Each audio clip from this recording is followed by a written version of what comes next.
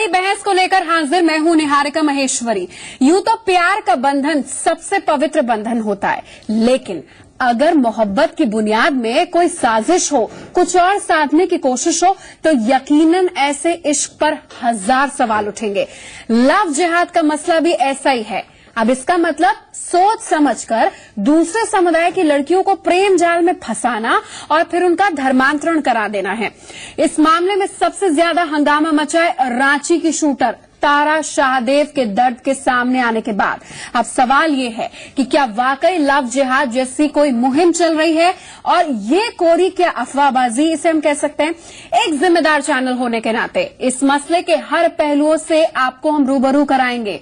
हम ये अपनी जिम्मेदारी मानते हैं, लिहाजा अगले 1 घंटे तक हम लव जिहाद को लेकर हर पहलुओं की फैक्ट्स के आधार पर, आंकड़ों के आधार पर पड़ताल करेंगे, उदाहरण गिनाएंगे, एक्सपर्ट से जानेंगे कि आखिरकार इस मुद्दे पर जो इतनी डिबेट चल रही है इसकी हकीकत क्या है और फसाना कितना है।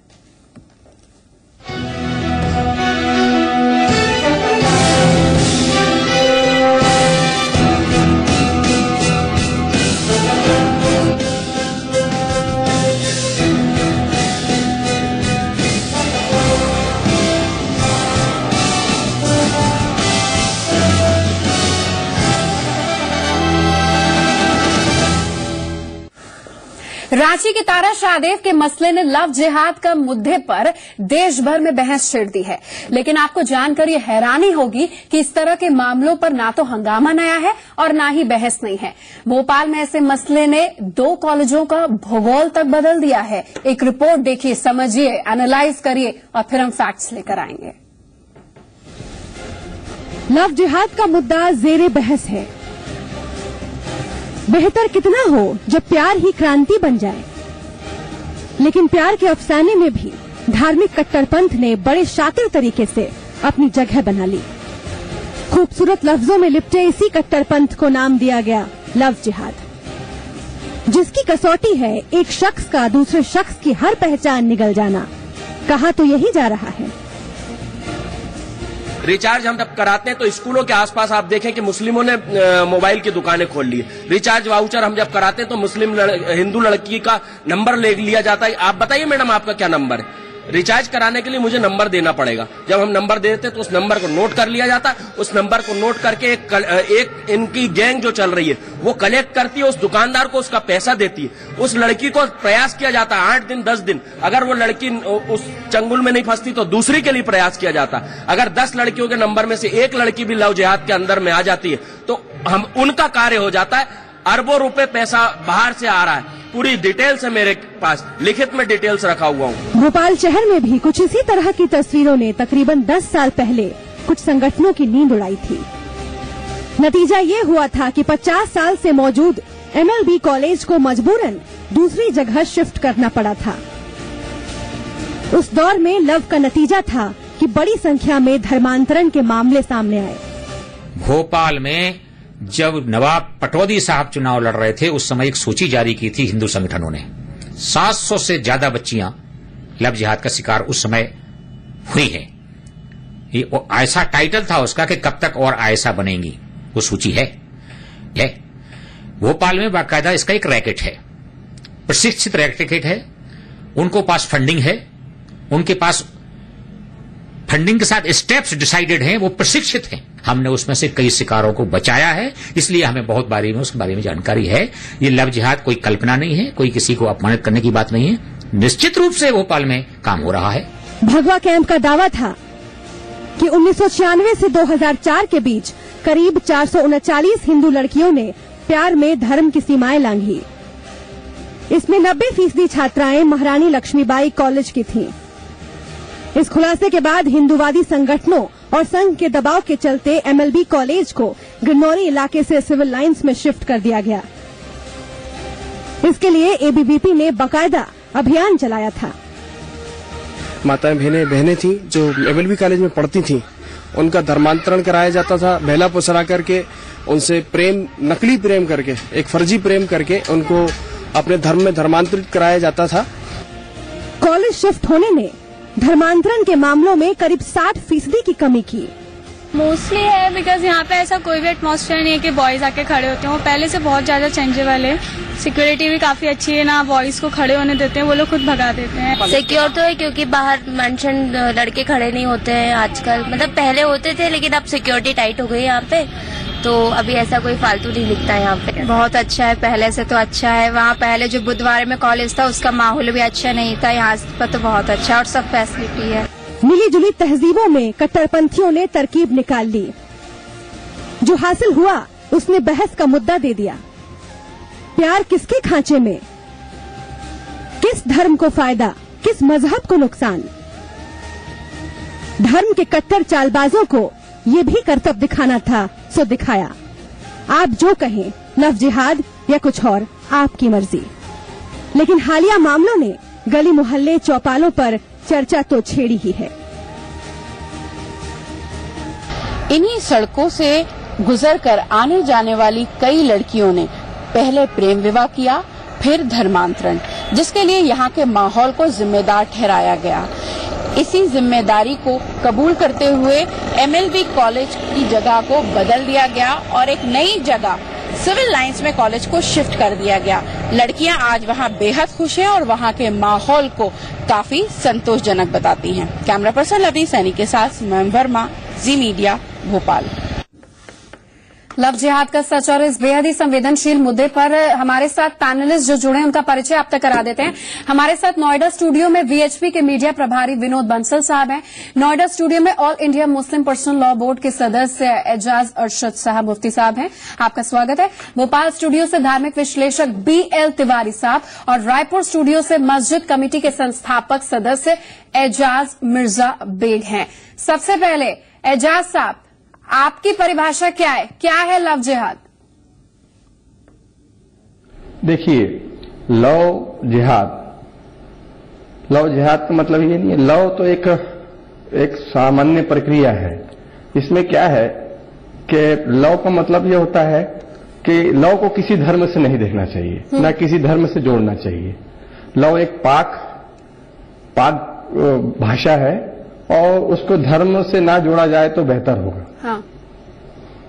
अच्छा, भोपाल से हमारे साथ धार्मिक विश्लेषक बीएल तिवारी साहब है। बीएल तिवारी साहब, हमारे साथ एजाज मिर्जा साहब जुड़े थे। उन्होंने कहा था कि प्यार को इस चीज से ना जोड़कर देखें, लेकिन ये जो लव जिहाद पर लंबे समय से डिबेट चल रहा है और उसका तर्कों पर हमने एक रिपोर्ट दिखाई जो भोपाल से ही जुड़ी है। कितना आप सच मान रहे हैं, कितना ये घातक है, क्या ये अफवाहबाजी है या फिर आज के समाज का सच?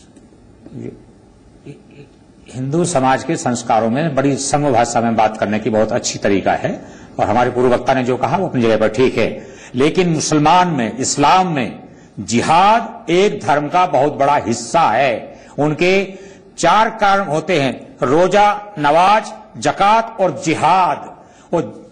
और इन चारों कामों से इस्लाम को फर्ज है। जो इस्लाम को फर्ज है वो ये लोग उस फर्ज को समझ के करते हैं और वो किसी भी तरीके से उस काम को करना चाहते हैं। इसके 1000 प्रमाण हमारे साथ उपलब्ध हैं। हमारे साथ कई परिवार हैं जो पीड़ित हैं, व्यथित हैं और इस षड्यंत्र का शिकार हुए हैं। इसलिए जिहाद एक सुनियोजित हिंदू समाज के खिलाफ षड्यंत्र है।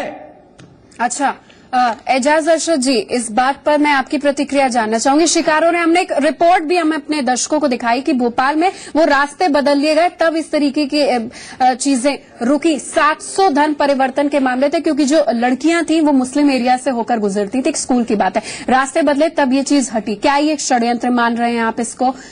देखिए, मुझे बड़ी हैरत हो रही है अभी जो एक बुद्धिजीवी गुफ्तगू कर रहे थे कि एक नेशनल चैनल पर और इस तरीके से जानकारी का न होना कि जिहाद क्या चीज है, लव क्या चीज है, और उसको जिस तरीके से ये डेफिनेशन नहीं सर, भोपाल में हुआ है क्या? इस फैक्ट पर आप कुछ बोलेंगे जो भोपाल में हुआ? से अलग होकर के मैं अभी जो लव जिहाद पर जो डिबेट हो रहा है उस पर मैं बात करते हुए वहां पर पहुंच रहा हूं।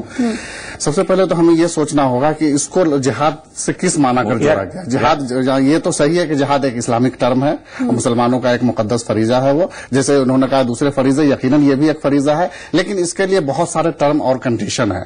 कोई आदमी इंडिविजुअल जिहाद नहीं कर सकता, उसके लिए पूरी कंट्री होती है, पूरी ऑर्गेनाइजेशन होती है, पूरी संस्था होती है, और वो जुल्म के खिलाफ लड़ने का नाम जिहाद होता है। प्यार मोहब्बत ये अलग चीज होती है। उसको तो एक सोची समझी साजिश के तहत जिहाद को बदनाम करने के लिए लव के साथ जोड़ दिया गया। हम सिर्फ इतना सा जानना चाहेंगे आपसे कि अब तक जितने मुल्क भर में वाकये हुए हैं, जो भी इंसिडेंट हुए हैं, मैं सिर्फ एक सिंगल आप कोई ऐसी ऑर्गेनाइजेशन बता दीजिए जो इस तरीके के जो इंसिडेंट के पीछे वो मिशन के तौर पर काम कर रही हो।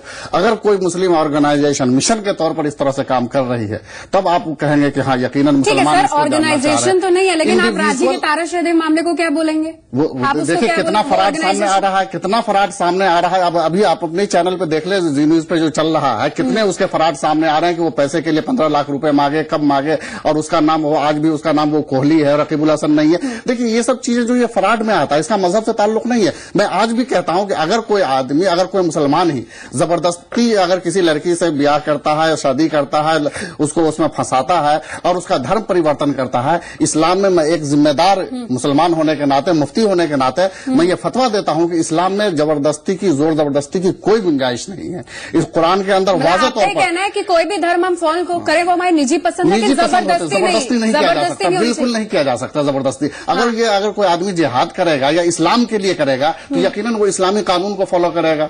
अगर वो इस्लाम के लिए करेगा तो इस्लामी कानून कहाँ फॉलो कर रहा है वो? जबरदस्ती है। विनोद बंसल जी, जबरदस्ती है, अफवाह है या साजिश है? देखिए ये बहुत बड़ा ना, जबरदस्ती, साजिश और अफवाह तो बहुत छोटी चीज है। ये मैं कहूंगा ये बहुत बड़ा षड्यंत्र है। षड्यंत्र, और ये षड्यंत्र जो है नियोजित तरीके से चल रहा है। ये मेरे मुफ्ती साहब जो कह रहे हैं इस बात को कि भाई मैं सर आपके पास कोई फैक्ट है, कोई उदाहरण है? हाँ, मेरे पास कारण है। देखिए अभी तक जितने भी केसेस जी न्यूज ने रिपोर्ट किए वो सबके सामने हैं। इसके अलावा वो चलो मीडिया की पड़ताल है। इसके अलावा एनआईए की जो रिपोर्ट्स हैं वो सामने कहती हैं इस बात को। देखिए अभी मैं आपको लाइव एग्जांपल बताता हूं आपको। मैंगलोर की एक लड़की जिसका निकाह हुआ, हिंदू लड़की थी, उसको जबरदस्ती धर्म परिवर्तित करके शादी कराई। शादी कराने के बाद में और उसको जिहादी एक्टिविटीज में इन्वॉल्व कर दिया गया। अल्टीमेटली वो लड़की बाउंड हो गई टेररिस्ट एक्टिविटीज में इन्वॉल्व होने के लिए।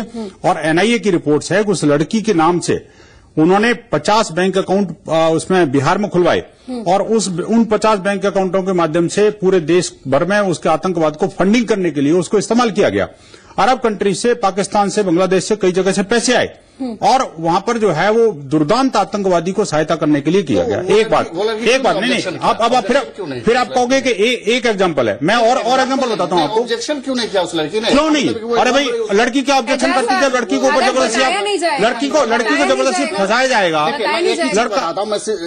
लड़की को जब जबरदस्ती फंसाया जाएगा, लड़की को फुसलाया जाएगा, लड़की को दबाव दे करके उसको जबरदस्ती षड्यंत्र पूर्वक मुसलमान बनाया जाएगा, धर्मांतरित किया जाएगा। आप देखिए इसके साथ क्या हुआ। अभी जो तारा को जो सारा बनाया गया उसमें क्या हुआ था सबके सामने है। ये तो ओपन स्टोरी है। आखिरकार उसके साथ जब तारा के पीछे कौन लॉबी काम कर रही है? अभी नहीं लॉबी क्या, आपकी लॉबी है सारी सारी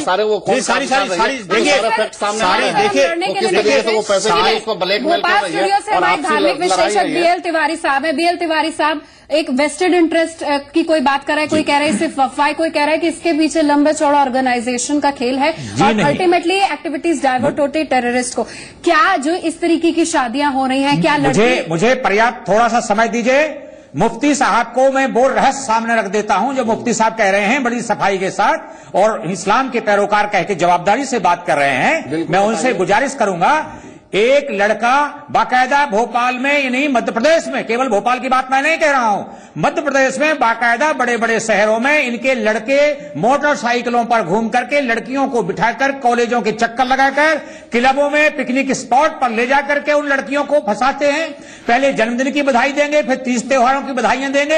एक एसएमएस की सीरीज है इनके द्वारा, इस्लाम के द्वारा बनाई हुई बाकायदा एसएमएस की एक सीरीज है और वो सीरीज नंबर बाई नंबर उन लड़कियों को फीड करती है। वो लड़कियां उस SMS का रिस्पॉन्स कर देती है तो ब्लैकमेल होती है। फतवा दे रहा हूं कि वो लड़का मुसलमान होने बिल्कुल ताल्लुक है, 100% ताल्लुक है इस बात से। जवान होने के नाते काम कर रहा है। नहीं, यंग जवान के खिलाफ कानूनी कार्रवाई करे। ये बिल्कुल सरासर देश के साथ षड्यंत्र हो रहा है, दे रहा है। अगर वो देश के साथ षड्यंत्र हो रहा है, एक मुसलमान होने के नाते वो काम ये नहीं कर रहा है। आप कह रहे हैं एक मुसलमान होने के नाते वो काम नहीं कर रहा है, तो ऐसी कितनी कार्रवाई करते रहेंगे? और क्या अगर ये सिर्फ शादी या लव को अगर कहेंगे तो उसके अगेंस्ट में हम लिस्ट लेकर के आए हुए हैं। अभी 100 हम मुस्लिम लड़कियों के नाम अभी हम गिना देंगे यहाँ से जिसके हस्बैंड गैर मुस्लिम है। इसमें दिल है कि दिमाग? इसमें दिल का खेल है कि दिमाग का खेल है? इसमें क्या कहते हैं, दिल दिमाग जो भी हो, इसमें मजहब का कोई इससे लेना देना नहीं। मजहब का, लेकिन आप तो मजहब की बात कर रहे हैं ना कि साफ साफ बात है, सारे के सारे केसेस ऐसे ही क्यों है जो कि हिंदू लड़कियों को फंसा करके और धर्मांतरित क्यों किया गया?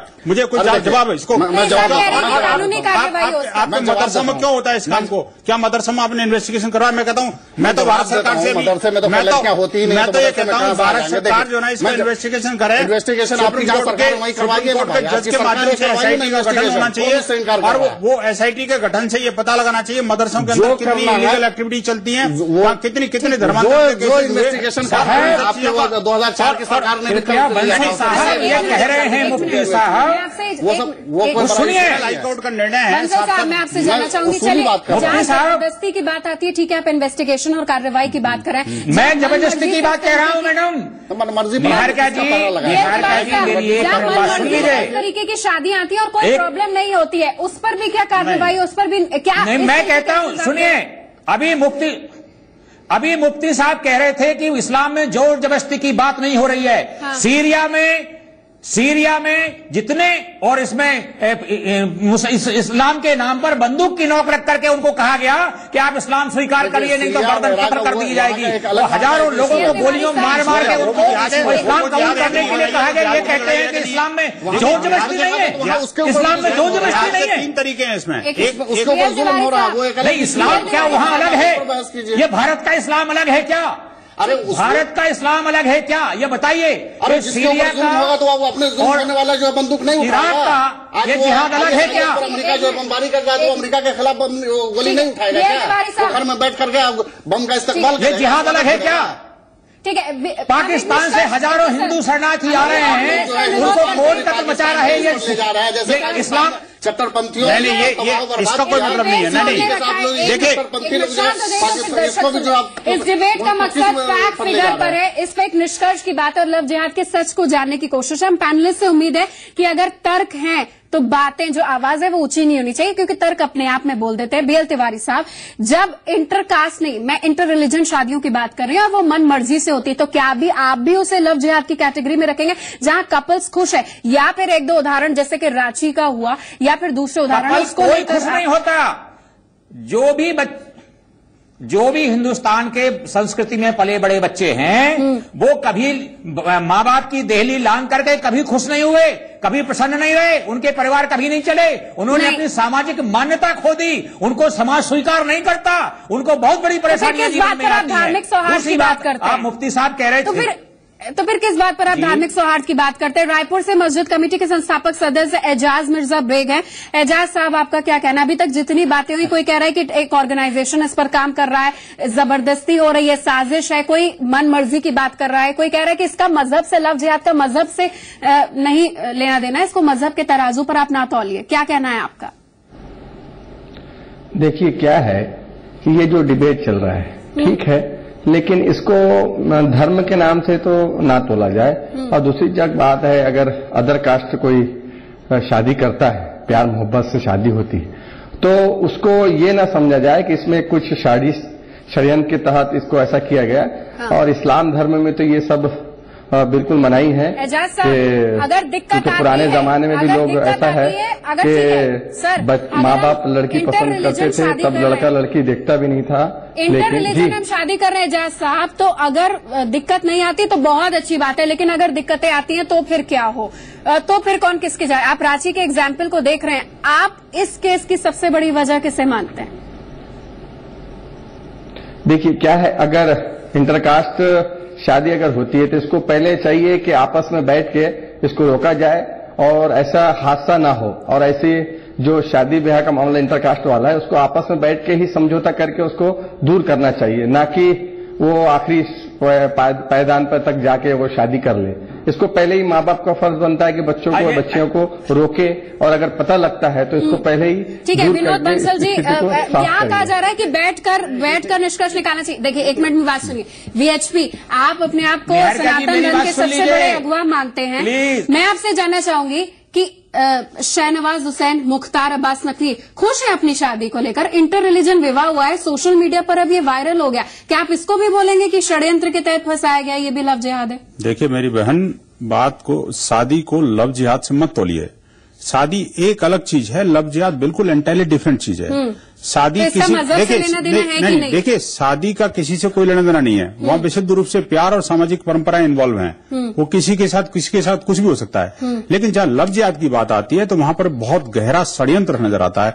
आप इस बात को समझिए, हमारी किसी शादी से सोशल व्यवस्था से कोई दिक्कत थोड़ी है। शहनवाज हुसैन, अरे भाई क्या बोलेंगे आप? क्या बोलेंगे, क्या बोलना उसमें? शादी है वो, षड्यंत्र है या फिर शादी है, क्या फिर इस्लाम जिम्मेदार है? भाई वो शादी है, षड्यंत्र नहीं है, वो लव जिहाद नहीं है। अच्छा। आप समझिए, लव जिहाद के पीछे जिहादी मानसिकता से धर्मांतरण करके किसी हिंदू कन्या को फंसा करके, बहला फुसला करके और षड्यंत्र पूर्वक उसको जिहादी एक्टिविटीज में इन्वॉल्व करने के लिए जो शादी की जाती है, जो प्यार का दिखावा किया जाता है, छलावा किया जाता है, वो कहलाता है लव जिहाद। अब एक मिनट रुकिए, ये लव जिहाद सिर्फ शादी नहीं है। इसके अलावा शादी करने के बाद में उस लड़की के साथ में जो व्यभिचार होता है, उस लड़की को जो जिहादी मानसिकता के लोग प्रताड़ित और पीड़ित करते हैं, जिस तरह से वो राष्ट्रविद्रोही गतिविधियों में उसको शामिल किया जाता है, आतंकवादी गतिविधियों में उसको शामिल किया जाता है, वही ऑब्जेक्शनेबल है। जिम्मेदार लोग और किस तरीके से बिल्कुल सतही बात करते हैं, जरा सा भी इसमें गहराई में डेप्थ में जाना चाहिए। हम लोग यहाँ पर अगर धार्मिक लोग हैं और धर्म पर बात कर रहे हैं तो उसूली बातें कीजिए। देखिए कोई भी आदमी अगर लव से शुरू होता है तब जाकर के वो शादी होती होगी, चाहे वो ये इन्होंने आपसे मिसाल पूछ रहे हैं नकवी साहब का या क्या कहते हैं शहनवाज का, उनका भी पहले लव हुआ होगा, उसके बाद ही शादी हुई। नहीं, ऐसे शादी कितनी होती है? इसका मतलब ये थोड़ी है कि हर कोई हर शादी लव जिहादी नहीं होती।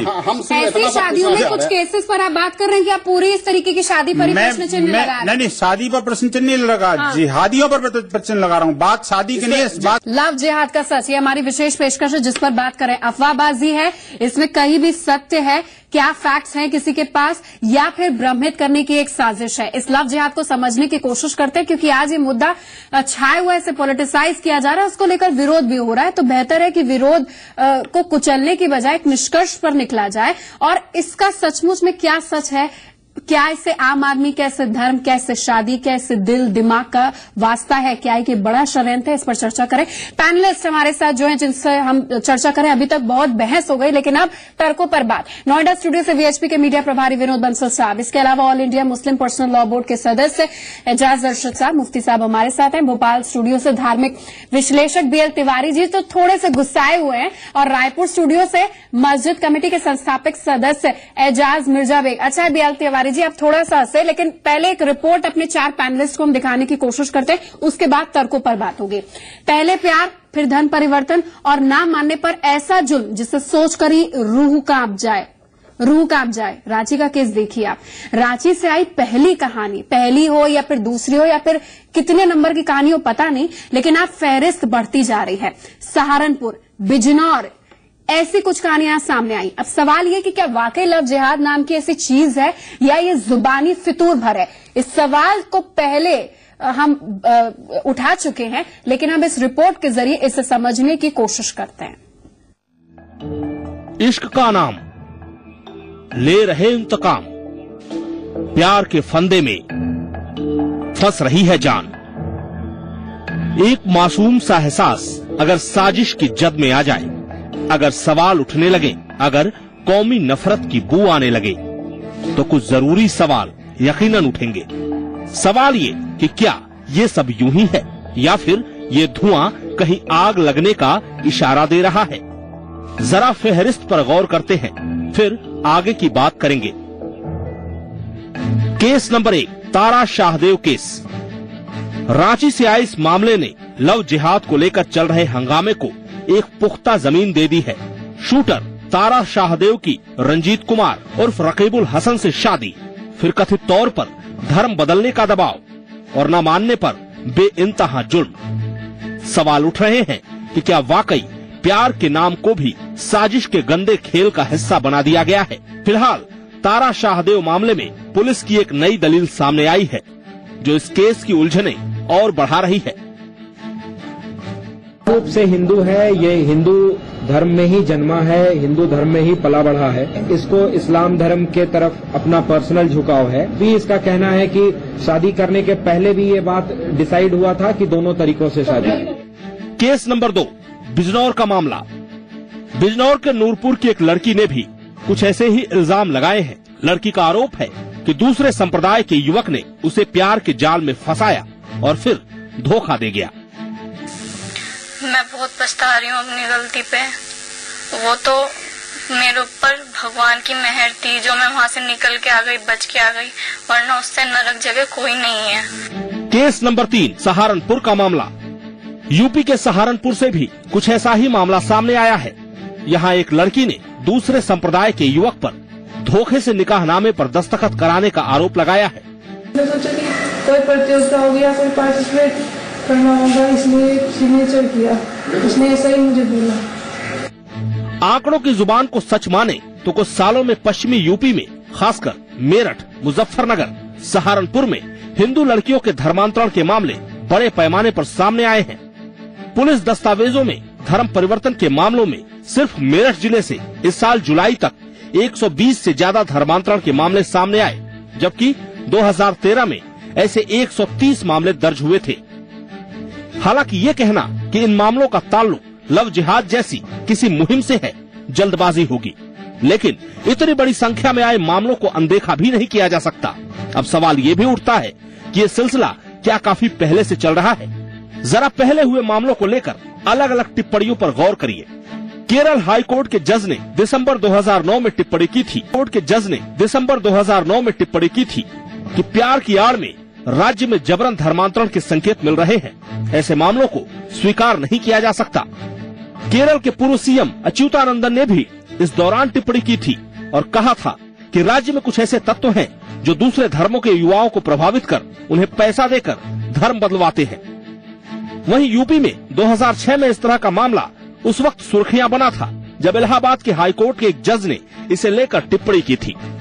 1 मई 2006 को यूपी हाईकोर्ट के जज राकेश शर्मा ने ऐसे मामलों की जांच के आदेश दिए थे, लेकिन यूपी के गृह विभाग, केंद्र और आईबी ने आज तक इसे लेकर कोई रिपोर्ट नहीं दी। यानी फेहरिस्त लंबी है। इसे महज इत्तेफाक नहीं माना जा सकता कि इतनी बड़ी संख्या में इतने सारे उदाहरण सामने आए। तो फिर हकीकत क्या है, ये जानना भी जरूरी है। ये मसला सियासी तौर पर शोर आज भले ही मचा रहा है, लेकिन बहस काफी पहले से चल रही है। ब्यूरो रिपोर्ट, जी मीडिया।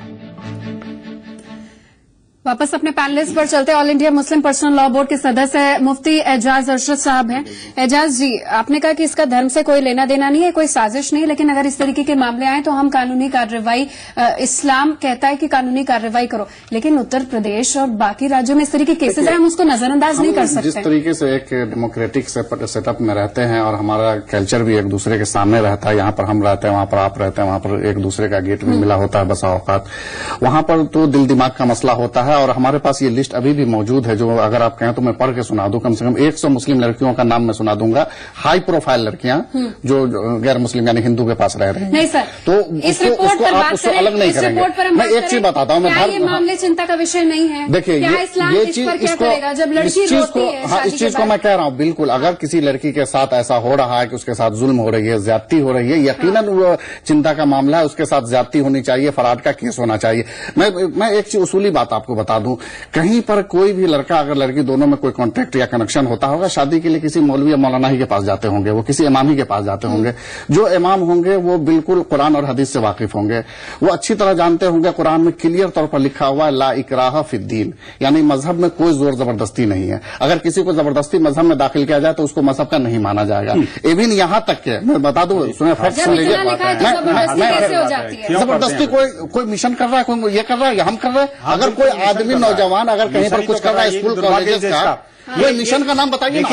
मैं बताता हूँ। देखिए, टीवी चैनल पर बैठ करके चिपड़ी चिपड़ी बातें करना और जो उपदेश देना तो बड़ा आसान होता है, लेकिन हकीकत जो है ना जी, हकीकत ये है जो ऐसे मुसलमानों की जरूरत नहीं है। देखिए, ये जो रिपोर्ट चलती, मुझे अपनी बात कहने दीजिए। मेरी एक वेबसाइट चलती है, अभी भी आप उसको खोल के देख लें, fatwaonline.org। उसके जरिए से दुनिया भर से लोग हमसे कांटेक्ट में रहते हैं, चाहे वो क्वेश्चन पूछते हो, सवाल करते हो, यहां तक के जो है धर्म परिवर्तन के लिए भी लोग आते हैं। जो भी आज तक हमारे पास आए हैं उसको हम स्ट्रिक्टली रद्द करके भेज दिए हैं कि तुम शादी के लिए धर्म परिवर्तन करना चाहती हो, इसका मतलब ये कि धर्म को धर्म की हैसियत से नहीं एक्सेप्ट कर रही हो, शादी के लालच में एक्सेप्ट कर रही हो, इसलिए इसका धर्म से कोई लेना देना नहीं, इस्लाम में तुम्हें दाखिल नहीं किया जा सकता। अगर इस्लाम कबूल करना है, धर्म में आना है, तो पहले इस्लाम को दिल दिमाग से समझो, पढ़ो और उसको 2 साल 4 साल स्टडी करो और फिर उसके बाद अपनी मर्जी से बगैर किसी लालच के मौलवी शादी कर, ऐसे केसेस में मुफ्ती मौलाना मौलवी ही शादी करवा, वो कर ही नहीं सकते इस तरीके से। तो फिर कैसे हो जाती है इस तरीके की? मुझे लगता है कि ये जाते होंगे कोर्ट मैरिज करते होंगे, कुछ करते हैं, अगर उसके साथ धोखा होता है, सामने है साहब, अगर कुछ ऐसा सारी चीजों को, दूध का दूध पानी का पानी सामने है इसमें, और उसके बावजूद भी हम प्रश्न चिन्ह लगा रहे हैं उस बात पे। मिसाल दे दें, कोई आलिम ने कहा हो, इसके बारे में इसकी तायद की हो, किसी मौलाना ने वाकई फिर अगर आप ऐसा कह रहे हैं तो इन्वेस्टिगेशन की जरूरत है। आप ये बताइए विनोद बंसल जी, इस तरीके के मामले शुरू कहाँ से हुए थे? केरल से। एक मिनट, केरल से नहीं जांच हुई, सब झूठ पाया गया, तो क्या ये सब हवाई है या फिर कौन सी जांच झूठ पाया गया? कौन सी जांच आपकी जिसमें झूठ पाया गया? आप बताइए, ऐसी कौन सी जांच जिसकी आप कह रहे हैं झूठ पाया गया? झूठ कोई नहीं पाया गया। लव जिहाद के मुद्दे सबसे पहले वहीं से उठे थे, वहां के कोर्ट ने भी इसके कोर्ट ने सबसे पहले लव जिहाद के बारे में चिंता व्यक्त की थी और साफ साफ कहा था कि 2500 से अधिक ऐसे केसेस सामने रिपोर्ट में आए हैं। और इसी बात को केरल के तत्कालीन मुख्यमंत्री उमन चंडी जी ने जी फ्लोर ऑफ द हाउस में कहा था कि अब तक 2667 ऐसी हिंदू कन्याओं का धर्मांतरण करके मुसलमान बनाया गया है और उसकी जांच होनी चाहिए। ये बात वीएस अच्युतानंदन ने, जो कि सीपीआईएम के मुख्यमंत्री थे, ये आपकी रिपोर्ट में बताया गया। मैं नहीं कह रहा इस बात को, ये तथ्य ऑन रिकॉर्ड है, हाई कोर्ट का वर्डिक्ट है। कोर्ट और बहुत कुछ कह देता है। अरे भाई, बहुत कुछ कैसे कह देता है? समय से डिबेट हो रही, मुद्दा आप क्यों आप उठा रहे हैं? निहारिका, मुझे जांच करो ना इसका। नहीं निहारिका, मैं वही बात कर रहा हूं, हमने पिछले 10 साल से लगातार इस बात को उठा रहे हैं, लेकिन दुर्भाग्य से न तो इस देश का सेकुलर मीडिया और न ही ये देश के सेकुलर राजनेता। देखिए, मैं बता रहा हूं, मैं वही कर रहा हूं, जो सेकुलर नहीं बेसिकली वो सेकुलर हो गया। तो बेसिकली मैं वो बात कर रहा हूं, इसके कारण वो मुद्दे सब दब गए और हिंदू समाज का दोहन होता रहा। इस तरह से प्रताड़ित होकर के आज जो देखिए, हकीकत ये है कि जिस मुझे लग रहा है सिर्फ हिंदू समाज नहीं, दोनों समाज का नहीं निहारिका, नहीं, दोनों नहीं है। देखिए, मैं बताता हूँ आपको, मैं आपको बताता हूँ। देखिए, ये मौलाना साहब शादी को लेकर बैठे हुए हैं। मैं शादी की, यहाँ शादी से बहुत लंबी बात है। आप मेरी बात सुनेंगे। मुद्दा दोनों तरफ से। छत्तीसगढ़ प्रदेश के अध्यक्ष, छत्तीसगढ़ अल्पसंख्यक मोर्चा छत्तीसगढ़ प्रदेश के अध्यक्ष एजाज साहब हमारे साथ हैं। एजाज साहब, किसी भी मजहब से बू नहीं आती है, कोई मजहब हमें इस तरीके की चीजें नहीं सिखाता है, लेकिन जो तथ्य वर तथ्य, फैक्ट्स वर फैक्ट्स खुलासे हो रहे, वाकई चिंता का विषय हैं। क्या आपको लग रहा है कि जो लव जिहाद की बात यहाँ पर की जा रही है, कहते हैं कि मुसलमान लड़कियों का धर्म परिवर्तन जबरदस्ती नहीं हो सकता, कोई मौलाना मुफ्ती वहां पर होना चाहिए, और ऐसे में मजहब इसको पूरी तरीके से अलाउ भी नहीं करता है, तो क्या आप अगर शादी सिर्फ धर्म परिवर्तन करके, क्योंकि इस्लाम अलाउ करता है कि उसलिए आप कर रहे हैं, ये कितना जायज है? आप धर्म को आत्मसात नहीं करें और फिर आपको दिक्कत आती है तो पुलिसिया कार्रवाई होती है और फिर लंबा डिबेट हो जाता है।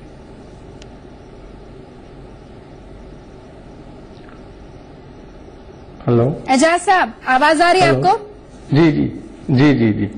एजाज साहब, क्या है, हाँ बताइए कि लव जिहाद का ये शब्द कैसा आया ये तो मैं नहीं जानता, लेकिन ये लव जिहाद नाम की कोई चीज नहीं है इसमें। और दूसरी बात यह है, अगर कुछ घटनाएं ऐसी होती है तो वाकई में चिंताजनक है और ऐसी घटनाएं ना हो इसके लिए कानून बनना चाहिए, लेकिन इस्लाम में इस तरीके का शब्द नहीं करेगा।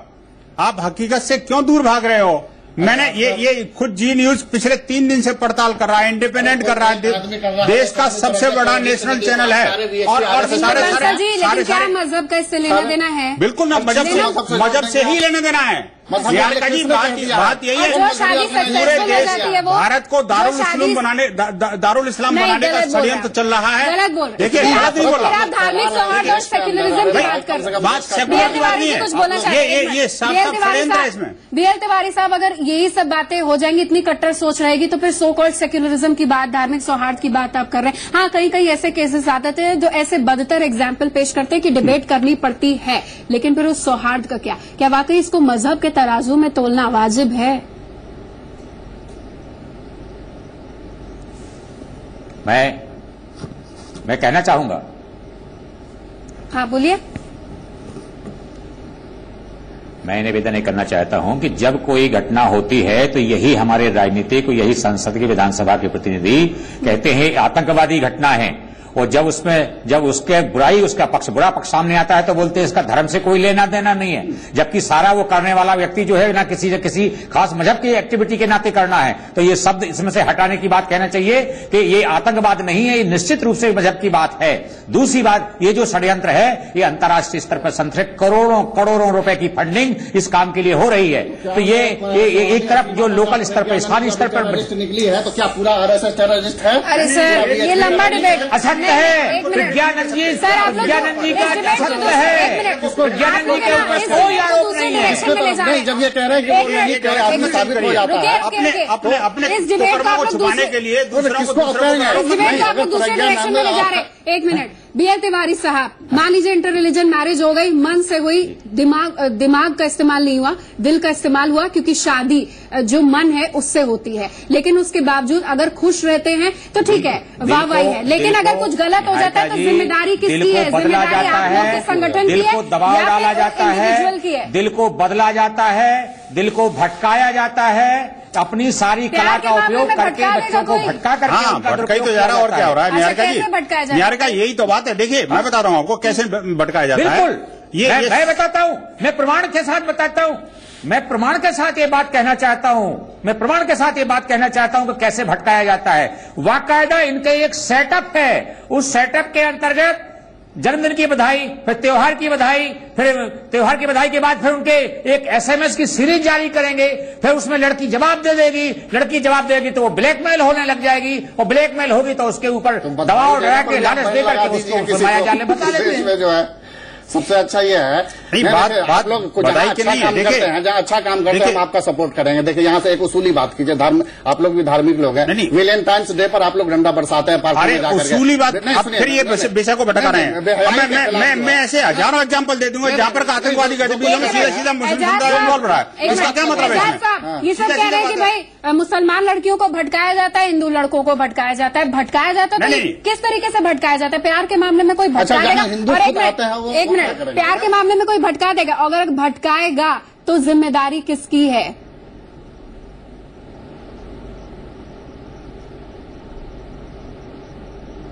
एजाज साहब, हेलो। हाँ जी, प्यार के मामले में क्या कोई भटका सकता है एजाज साहब? और अगर भटका नहीं रहा है तो किस तरीके का जो सो कॉल्ड एक पीछे की पावर की यहाँ पर लगातार डिबेट हो रही है कि एक पीछे पावर है जिसका वेस्टेड इंटरेस्ट है, और प्यार बस एक बहाना है, कन्वर्जन करना है और संख्या बढ़ानी है। क्या आपको लग रहा है कि वाजिब है ये? देखिए, प्यार को तो कोई भटका नहीं सकता। प्यार तो ऐसा होता है, कब किसको कहाँ हो जाए प्यार, ये आप बता, हम सब कोई नहीं जानता। और प्यार को आप धर्म से भी ना जोड़ा जाए। और दूसरी बात, इसके पीछे कोई लॉबी चल रही है, ये भी मैं नहीं मानता, असत्य है ये। लॉबी नहीं चल रही, लेकिन हमारे यहाँ के जो दो खास मेहमान है ना, 3, वो पूरी फहरिस्त के साथ बैठे हैं, लॉबी चल रही। अच्छा ठीक है, अब ये बताइए, आप कह रहे हैं, एक मिनट, आप कह रहे हैं लॉबी चल रही, आप कह रहे हैं कि टेररिस्ट एक्टिविटीज में डाइवर्ट कर दिया जाता है, जबरन किया जाता है। तो अगर इस तरीके की चीज हो रही है तो एट स्टार्टिंग मोमेंट इसको चेक कैसे किया जाए, इसको रोका कैसे जाए? जागरूकता एक बहुत बड़ी चीज है। सबसे पहले विनोद साहब, देखिए मैं बताता हूँ आपको, मेरा तो एक हिंदू समाज से बिल्कुल क्लियर कट आग्रह है कि ऐसे षड्यंत्रकारियों को बेनकाब करें और उनके खिलाफ षड्यंत्रकारी को कि पूरी कम्युनिटी, षड्यंत्रकारी की कम्युनिटी? नहीं, षड्यंत्रकारियों को और उसके आइडेंटिफाई कैसे करें बताइए? तारा शाहदेव आइडेंटिफाई कर पाए? मैं बता रहा हूँ आपको, क्यों नहीं होगी आइडेंटिफाई? अरे इस देश का तंत्र बड़ा मजबूत है। अरे निहारिका, इस देश का तंत्र बड़ा मजबूत है, हमारे देश की व्यवस्थाएं बड़ी स्ट्रांग है, लेकिन बस बिल पावर चाहिए राजनेताओं की, बिल पावर चाहिए थोड़ा सा मीडिया की सपोर्ट की, और जो पीड़ित हैं उनके साथ न्याय दिलवाने की। ये नहीं कि देखिए तारा शाहदेव ने कहा कि मुझे तारा से सारा बना दिया गया और सारा कुछ क्लियर है, लेकिन उसके बावजूद भी उसके पीछे जो राजनीतिक जो सत्ता है या जो उसके पीछे जो बैकग्राउंड है, जिसके जो उसको अकीबुल रहमान को जो है वो बचा रहा है, उसके साथ जो है अच्छे लोगों को खड़ा होना पड़ेगा। हमारा ये कहना है कि भारत सरकार देखिए नहीं भारत देखिए बात किसी एक संस्था समूह की नहीं है। हाँ। निश्चित रूप से बीएचपी ने बहुत बड़ा काम किया है। इन ऐसे हजारों की संख्या में ऐसे लव जिहादियों से हिंदू लड़कियों को बचाया है और जो उनको वापस भी लाए, उन नरक से भी हमने वापस किया उनको। एक लड़की देखिए दिल्ली की बचाए, बहुत अच्छा, मैं बताता हूँ आपको, दिल्ली की अगर एक जेन्युइन लव हुआ तो नहीं निहारिका, देखिए दिल्ली की एक लड़की जिसको कि जबरदस्ती बेला फुसला करके शादी की, धर्मांतरित किया, एक बच्चा पैदा हुआ, उसके बाद उसके परिवार को इतना कंपेल कर दिया गया कि उसके 8 के 8 पूरे परिवार वाले धर्मांतरित होकर के मुसलमान बन गए और उसके बाद फिर उनकी प्यास नहीं बुझी और उनको प्रताड़ित करते रहे। अल्टीमेटली उस परिवार ने संपर्क किया, हमने वो 8 के 8 लोगों को रिहेबिलिटेशन की व्यवस्था करी, उस लड़की की शादी कराई दोबारा से और उसको वापस अपने बात बुलाए। तो आखिरकार इस तरह की जो षड्यंत्रपूर्वक घटनाएं चल रही हैं। आप कह रहे हैं कि भाई इसको मजहब से ना तोला जाए, ठीक है, प्यार होता है, इसको मजहब से ना तोला जाए। आपने केसेस बताए कि मुस्लिम्स के साथ हो रहा है तो हिंदूज के साथ भी हो रहा है, आपकी लिस्ट है। मान लीजिए इस तरीके की शादी होती है तो क्या मुस्लिम्स हिंदू कल्चर को मान रहे हैं? क्या ये फैक्ट है आपके पास कि सिर्फ इस्लाम और कुरान को कबूल किया जा रहा है? एक धार्मिक सौहार्द की आप बात कर रहे हैं। जो मजहब अपने आप में एकदम क्लियर मजहब है और वो जो डायरेक्टली कहता है कि किसी लड़की की तरफ गलत तरीके से निगाह उठाना भी पाप है, जो मजहब का ये कॉन्सेप्ट हो, जो मजहब तो किसी लड़की के साथ नहीं हो पाएंगे। हाँ नहीं, तो जो मजहब डायरेक्टली इस तरीके से कहता हो कि किसी लड़की की तरफ गलत निगाह से नजर उठाना भी पाप है, वो मजहब भला कैसे किसी के लिए अलाउ करेगा? उसका फॉलोवर जो है इस तरीके से जो है नहीं, देखिए हमारा तो क्लियर हिंदू कल्चर क्यों नहीं निभा रहे? आपने धार्मिक सौहार्द पेश करिए ना। नहीं वो तो मैं ये नहीं कहता हूँ, मैं बिल्कुल नहीं कहता, मैं उसकी हौसला अफजाई नहीं करता। हिंदू लड़की मुसलमान बन के ही शादी करेगी, कोई भी हिंदू अगर लड़का अगर मुसलमान होता तो क्या कहेंगे? अगर कोई लड़का मुसलमान होता तो क्या करेंगे? लड़का मुसलमान वही तो मुसीबत और क्या? ये जो कारण ही वही हो रहे हैं। हिंदू अगर मुस्लिम लड़की से वही हो रहे हैं। मुस्लिम लड़की से अगर मुस्लिम लड़का आता है वो हिंदू लड़का तो क्या कहेंगे? ठीक है, बीएल तिवारी साहब, अगर आपने अभी तक की जितनी बात बोली है, आप एक यहाँ चीज लैक कर गई है, जागरूकता। अगर आप लोग धर्म के पैरोकार हैं, आप लोग प्रोटैगनिस्ट हैं, आप इसको लीड कर रहे हैं, तो अच्छी तरीके से समझाइए। मैं सिर्फ अगर आप सो कॉल्ड कह रहे हैं कि भाई जिहादियों का हाथ है, तो उन जिहादियों के आड़ में कुछ आम आदमी है जो जेन्युइन लव है वो फंसता है। मैं आपसे जानना चाहूंगी बीएल तिवारी साहब, अगर ये लंबा इशू है और लंबे समय से आप लोग इस पर काम कर रहे हैं, तो किस तरीके की जागरूकता आप लोग ने फैलाई है? हमने जागरूकता के नाम पर इन्हीं लोगों के जिनकी ये करतूतें सारी सामने आई हैं, वही कहानी लोगों के सामने रखी है कि ये जो लड़कियां इस घटना के जो शिकार हुई हैं, उनकी स्थिति देखिए, उनकी जानकारी देखिए और इसके अपने सामाजिक संगठनों के माध्यम से, चर्चा के माध्यम से इस समाज में जागरूकता करने की कोशिश की है। निश्चित रूप से उसमें सफलता इस बात की मिली है कि भाई लोग जानने लगे हैं कि ये स्थिति है। आप अभी मौलाना साहब कह रहे थे बड़ी अच्छी भाषा से, किसी को देख के ही पता लग पाएगा कि ये जिहादी है, ये नॉन जिहादी है?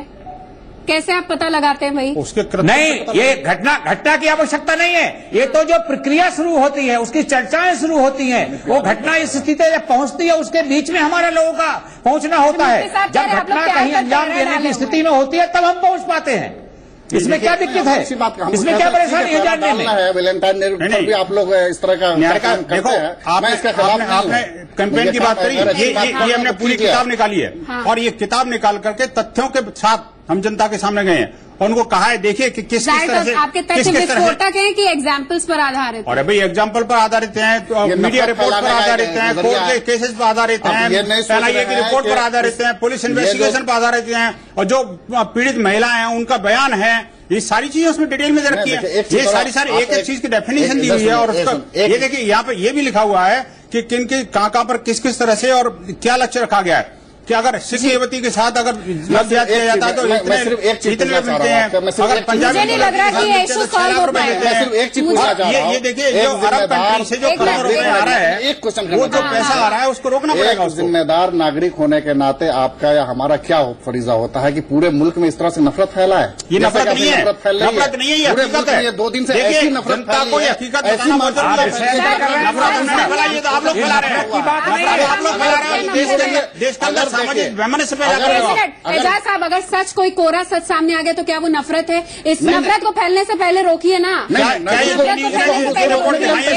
उसको नहीं, यूपी के मामले, केरल के मामले, राज्य के मामले, बिल्कुल नहीं कह रहे हैं कि सही हो रहा है। उसको रोकने का तरीका है प्यार से। अगर कहीं पर कुछ गलत हो रहा है वहाँ पर आप अभी भी अगर कहीं पर लगाइए, वहाँ पर पुलिस को अपना काम करने दीजिए, इंक्वायरी टीम लगाइए। अगर गलत होता है, किसी के साथ चीटिंग होती है, चीटिंग का उस पर केस बनेगा। अगर कोई मुस्लिम तंजीम, मुस्लिम ऑर्गेनाइजेशन उसके बैकिंग कर रही हो, उसके हौसला अफजाई कर रही हो, मतलब ये है कि जिहादियों को अपना काम करने दिया जाए और हम उसके पीछे जांच करते रहें। के तौर पर यहाँ पर कौन मुस्लिम मिशनरी काम कर रही है बताइए ना। अरे मिशनरी काम कर रही है, पूरा नाम दीजिए, पूरा काम कर रहा है इसमें।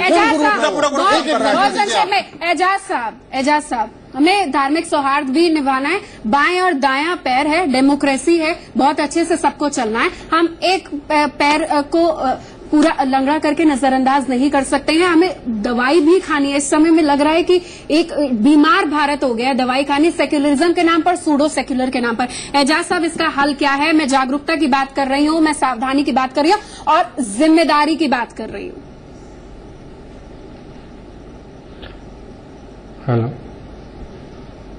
हेलो जी एजाज साहब, हल संक्षेप में, जागरूकता, जिम्मेदारी। जी